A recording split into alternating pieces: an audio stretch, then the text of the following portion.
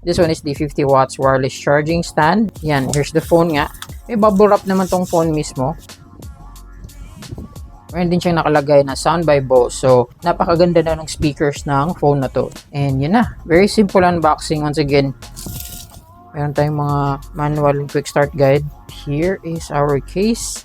So, USB-A to USB-C plus 100 watt charger.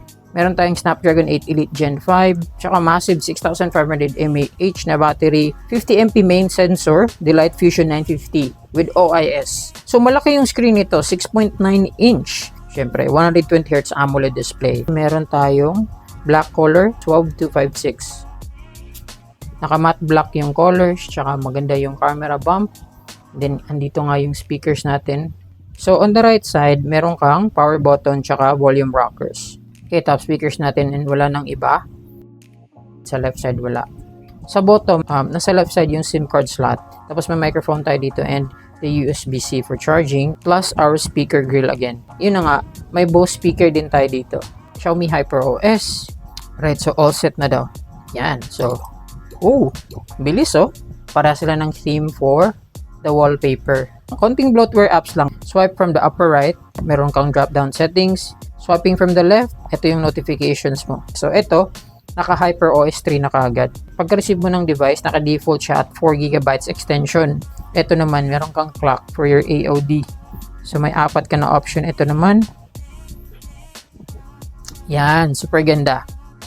Nagla-light up pa siya, oh. Yung mga notification mo, nagla-light up dito sa gilid. Meron tayong iba't ibang fingerprint effects. Colored effect. Galing, ah.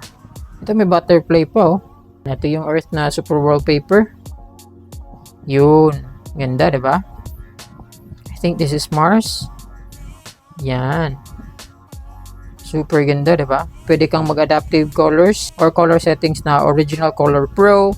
Pwede kang mamili sa warm, cool. Ito dynamic. I believe from 60Hz to 120Hz to. Okay, so super ganda. Next time, I'll go ahead and test out the camera. I'll test out the gaming performance, kung gaano siya ka-smooth, tsaka yung mga Xiaomi interconnectivity niya with my tablet. Yung thermals niya, kung umiinit ba siya o hindi.